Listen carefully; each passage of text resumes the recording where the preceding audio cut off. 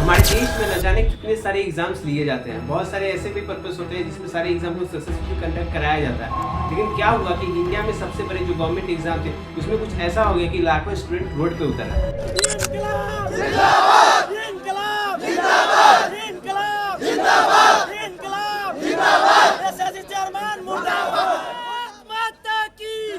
पूरे देश में इसका जो प्रचलन है और बहुत सारे यहाँ पे दंगे फसाद उखड़ के आ रहे हैं और बहुत सारे ऐसे ही मुद्दे सामने निकल के आ रहे हैं जहाँ पे एजुकेटेड लोग जो थे, जो पढ़ाते थे, उन्हें भी अरेस्ट कर लिया गया। नीतू मैम हाँ, ये लोग उठा के लेके जा रहे हैं, पुलिस उठा के लेके जा रही है।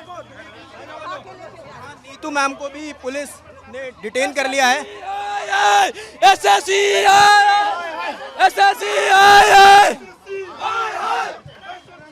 यहाँ पुलिस ने ये बच्चों के साथ व्यवहार किया जा रहा है। जिस प्रकार की आज देखिए ऐसी हालत की जा रही है, हम लोगों को प्रोटेस्ट करने नहीं दिया जा रहा है। ये सब कैसे हुआ, चलो इसको थोड़ी डीप से समझते हैं और इसके पीछे का पर्दा फाश करते हैं। एसएससी यानी कि स्टाफ सिलेक्शन कमीशन एक गवर्नमेंट की रिक्रूटमेंट बॉडी है जो एग्जाम्स कंडक्ट कराती है और उसके बाद से उसमें ग्रेड बी और ग्रेड सी की नौकरियां देती है। एसएससी एग्जाम की जो फेज 13 की जो एग्जाम शुरू होने वाली थी वो होने वाली थी 24 जुलाई से 1 अगस्त के बीच में। लेकिन फिर इसके बाद इसी एग्जाम को कंडक्ट कराने के बीच में एडमिट कार्ड से रिलेटेड और बहुत सारे एग्जामिनेशन को कंडक्ट कराने के बीच में सॉफ्टवेयर से रिलेटेड और बहुत सारे टेक्निकल इश्यूज भी आने लगे बच्चों को। इन सभी को लेके एक बहुत बड़ा मिसमैनेजमेंट ऑकर हो गया। अगर आप उनके जवाब सुनेंगे ना तो आपको हंसी आएगी। हमने एक पॉइंट रेज करा कि जैसे आज 24 तारीख को पेपर हुआ और 25 को उसी लेवल का जो पेपर हो रहा है उसमें 70% क्वेश्चन रिपीटेड हैं। उनका जवाब ये था कि ये तो अच्छी बात है। हम सिर्फ ये चाहते हैं कि जो लूप होल सभी एग्जामिनेशन में चल रहे हैं, हाल फिलहाल में जो एसएससी में हुआ है, ठीक है, जो घोटाला हुआ है या फिर जो उनकी जो जितना भी इंफ्रास्ट्रक्चर वो ठीक से काम नहीं कर रहा, हम ये चाह रहे हैं कि वो ठीक हो जाए। मांग क्लियर है, एसएससी का पेपर ट्रांसपेरेंट चाहिए। अब इसका सिलसिला कैसे शुरू होता है वो भी समझ लो। जब एडमिट कार्ड और बहुत सारे एडमिट कार्ड से रिलेटेड जो नोटिफिकेशन थी वो जारी कर दी गई एसएससी सीजीएल के द्वारा, एसएससी जो गवर्नमेंट रिक्रूटमेंट बॉडी उसके द्वारा। लेकिन हर बार की भांति क्या होता था, जो एग्जाम का एडमिट कार्ड होता था वो एग्जाम से 5 से 6 दिन पहले रिलीज कर दिया जाता था। लेकिन इस बार का जो एग्जाम का एडमिट कार्ड था वो लास्ट के 2 दिन में भी रिलीज किया नहीं गया। और फिर उसके बाद बहुत सारे ऐसे स्टूडेंट थे जिनकी अगर आप लोग बयान सुनोगे तो वो लोग बोलते हैं कि हर बार की भांति 3-4 दिन पहले ही एडमिट कार्ड आ जाता था, लेकिन इस बार 2 दिन भी, एग्जाम के दिन तक भी बहुत सारे बच्चों का ऐसा हुआ कि एडमिट कार्ड डाउनलोड नहीं करता है। और भी बहुत सारे सेंटर रिलेटेड जो यहाँ पे एग्जाम होने वाले थे उससे भी बहुत सारे इश्यूज निकल के आए कि बहुत सारे ऐसे भी स्टूडेंट थे। अगर आप लोग देखोगे एसएससी एग्जाम का जब फॉर्म फिलअप होता है उसी समय जो 3 प्रेफरेंस माने जाते हैं स्टूडेंट से कि आपको कहाँ पे आपको एग्जाम देना है। 3 सिटी मांगी जाती है प्रेफरेंस में। पहले मतलब कि स्टूडेंट क्या करते हैं कि अपने हिसाब से, अपने प्रेफरेंस के हिसाब से, अपनी सहूलियत के हिसाब से उस 3 सिटी को फिल करते हैं। अब एसएससी का काम क्या होता था कि हर साल की भांति एसएससी उस तीनों में से कोई भी एक जगह को देती थी क्योंकि स्टूडेंट्स को वो नज़दीकी होती थी तो स्टूडेंट अच्छे से अपने एग्ज़ाम को दे सकते थे। लेकिन इस बार क्या हुआ कि स्टूडेंट ने जो चॉइस फिलिंग की उसके अलावा भी 500 से 1000 किलोमीटर दूर तक उनका जो सेंटर है वो दिया गया। ये सबसे बड़ी मिसमैनेजमेंट एसएससी की लगी मुझे और स्टूडेंट का भी यही बोलना है। अगर वो एग्जाम सेंटर्स पे जा रहा है तो 500 किलोमीटर दूर है और दूर जाकर के वो देखता है उसका सेंटर खेतों में डाल दिया गया है, जहां आप देखते हैं कि भैंसें नीचे बंध रही हैं और ऊपर वाले एग्जाम सेंटर चल रहा है। 10 कंप्यूटर लग करके उसने लैब के लिए अप्लाई कर दिया, उसको लैब की अप्रूवल मिली और बच्चा वहाँ एग्जाम दे रहा है। बच्चे को बुला करके उसका बाउंसर्स पे आप देखिए, सेंटर्स पे बाउंसर बुलाकर के बच्चे का सिर फोड़ा गया अगर उसने किसी बात का कुछ विरोध किया। कंपनी जो कंडक्ट कराती थी अभी इन्होंने वेंडर दे दिया एडिक्विटी को।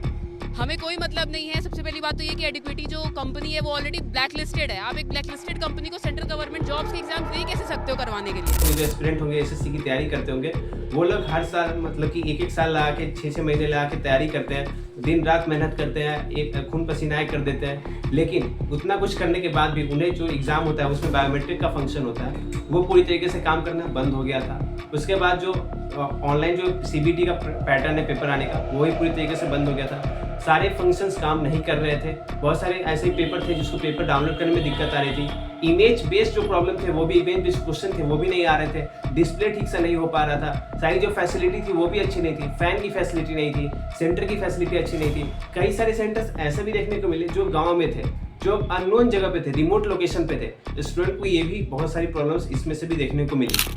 पुलिस इनफैक्ट इस मूड में थी कि इसको किसी भी तरीके से इन लोग को आगे नहीं बढ़ने देना है। हमारा था सिर्फ 4 लोगों को परमिशन ला के दे दीजिए, हम डीओपीटी को बता दें कि ये प्रॉब्लम्स हो रहे हैं। उन्होंने इमीडिएटली पूरा पुलिस फोर्स बुलाया है और आते ही एकदम स्टैम्पिड सा कंडीशन हुआ। मेरे बगल में जो टीचर खड़े थे उनको इतना तेज चाटा मारा गया, इतनी बुरी तरह से ढकेला गया, मैं दूसरे को पकड़ के मैं किनारे लग गई दीवार से।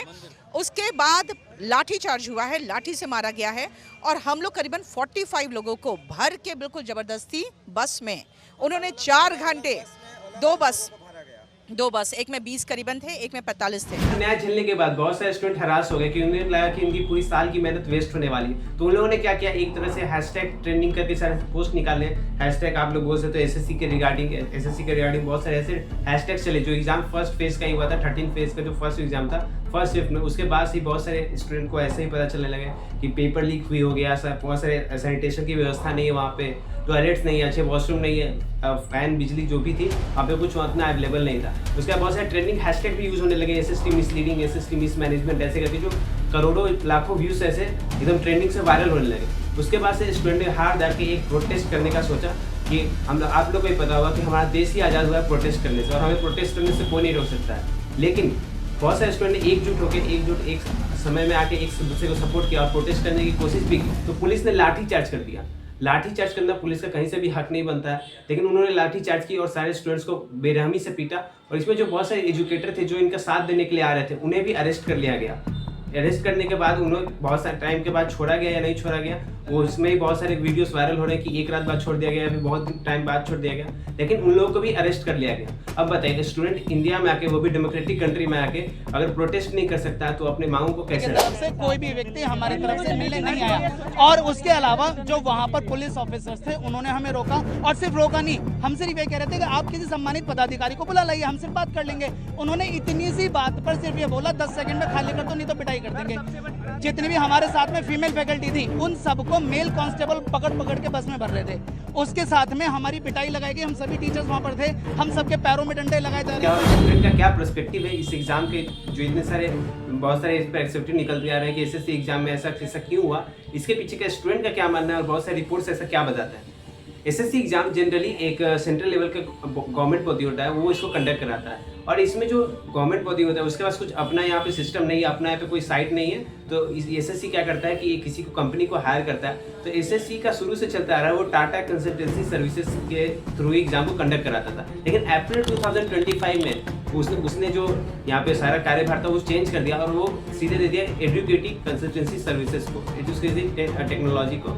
उन्होंने क्या किया कि आप लोग को ही पता होगा कि बहुत सारे यहाँ पे रिपोर्ट देखने को मिल रहा है कि इंडिया में ये जो कंपनी थी एडुकेटिव, उसको सारे एग्जाम कंडक्ट कराने के लिए बैन कर दिया गया था। उससे बहुत सारे पहले से वहाँ पे एलिगेशन दिए गए थे, लेकिन उसके बावजूद भी एसएससी ने उस कंपनी को हायर किया एग्जाम कंडक्ट करवाने के लिए। अब ऐसा क्या था इसके पीछे कि एसएससी ने बैन होने के बाद भी उसको कंडक्ट कराने के लिए बोल सकते हैं आप लोग सक्सेसफुली परमिट दे दिया, और जो टाटा कंसल्टेंसी सर्विस था उसको रिजेक्ट कर दिया।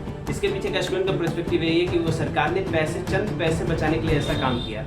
स्टूडेंट का पूरा पर्सपेक्टिव यही, बहुत सारे वीडियोस वायरल हो रहे हैं, इसका सही क्या एक्सप्लेनेशन है वो भी यही है, क्योंकि बहुत सारे ऐसे भी एलिगेशन लगा चुके हैं इंडिया में जिसके ऊपर ये जो एडुकेटिव था उसको पूरी तरीके से बैन कर दिया गया था, फिर भी सरकार ने ऐसा परमिट क्यों दिया, वो भी इंडिया में इतने बड़े लेवल के एग्जाम को कंडक्ट कराने के लिए। खुद सोचो, जम्मू कश्मीर का एक विजुअली इम्पेयर्ड बंदा है, उसको दे दिया है दिल्ली। उसके बाद भी सुनिए, दिल्ली आने के बाद कहते हैं आपके एग्जाम्स जो है वो कैंसल्ड हैं, और कब होंगे कब नहीं है किसी को भी नहीं पता है। क्या आप हमें पैसे दे रहे हो उन सारी चीजों के? इंडिया जैसे डेमोक्रेटिक कंट्री में ऐसा होना बहुत ही शर्मनाक बात है, क्योंकि ऐसा एग्जाम इंडिया में बहुत सारे एस्पिरेंट ऐसे होते हैं जो अपनी खून पसीना एक करके ऐसे एग्जाम को देते हैं, 1.5 साल 2-2 साल मेहनत करते हैं, न जाने कितने साल कोई एग्जाम एस्पिरेंट ऐसे होते हैं जो कितने साल लगाए थे, फिर भी अगर उन लोगों को सही ट्रांसपेरेंसी के साथ एग्जाम ही कंडक्ट नहीं कराया जा रहा है तो उन लोगों को नौकरी तो छोड़ो, एग्जाम ही कंडक्ट नहीं कराया जा रहा है तो सरकार से क्या उपेक्षा रख सकते हैं। आज तक का सबसे बड़ा मिसलीडिंग और सबसे बड़ा आप लोग बोल सकते हो बेइज्जती सरकार की यहीं पे हुई है कि उन्होंने एक एग्जाम को सही से कंडक्ट नहीं कर पा रहे हैं और चंद पैसों के लिए बस ये सारी चीज़ों को वो कर रहे हैं। राहुल गांधी का भी ट्वीट आया था कि सबसे बड़ी गलती यहाँ पे मोदी सरकार की है। मेरा ओपिनियन यहाँ पे सही सिंपल सा यही है कि एक एग्जाम किसी का फ्यूचर नहीं बदलता, एक एग्जाम की वजह से किसी का पूरा फ्यूचर डिसाइड नहीं होता। इसलिए आप लोग सेकंड या थर्ड ऑप्शन हमेशा लेके चलो, क्योंकि अगर एक ऑप्शन खराब हो गया तो आप लोग सेकंड या थर्ड ऑप्शन से स्टेबल तो हो सकते हो। आप लोग चाहो तो आप लोग अपना पैशन जो है उसको परस्यू कर सकते हैं, चाहे वो किसी भी फील्ड में हो सकता है, स्पोर्ट्स में हो सकता है, म्यूजिक में हो सकता है, डांस में हो सकता है, किसी भी फील्ड में हो सकता है। इसलिए आप प्लान बी या प्लान सी रख के चलो। ऐसे प्लान ए पे डिपेंडेंट रहना, वो भी इंडिया में, मुझे तो नहीं लगता कि बिल्कुल सही है। हमेशा से अपने स्किल को फोकस रखो। पढ़ाई मेन है, पढ़ाई एकदम प्राइमरी रखो, लेकिन प्लान बी या प्लान सी को हमेशा से फोकस करते हुए चलो, क्योंकि आज के समय पे अगर तुम स्किल नहीं सीख रहे हो तो तुम इंडिया में सस्टेन तो बिल्कुल ही नहीं कर पाओगे, क्योंकि अगले 5 साल बहुत ही ज़्यादा क्रूशियल होने वाले हैं। तुम लोग को ही पता है जितने सारे जो चीज़ें हैं वो एजुकेशन के ऊपर ही निर्भर नहीं है, तो एजुकेशन को प्राइमरी रखो, एजुकेशन को टॉप पे रखो, लेकिन अपने जो स्किल है उसको भी परस्यू करते रहो। आज की वीडियो में बस इतना ही। आप लोग को अपडेट, आप लोग को ये इस पर क्या बोलना है एसएससी एग्जाम के ऊपर जरूर कमेंट में अपने जो व्यूज़ है, ओपिनियंस उसको जरूर शेयर करना। मैं तो चाहता हूँ गवर्नमेंट इसको जल्दी से जल्दी रिजॉल्व करे, क्योंकि बहुत सारे स्टूडेंट हैं जो अपने ड्रीम लेके बैठे हुए हैं और एसएससी से कुछ होप लगाए हुए हैं। तब तक के लिए मिलते हैं किसी और वीडियो में किसी नए टॉपिक के साथ, तब तक के लिए बाय बाय।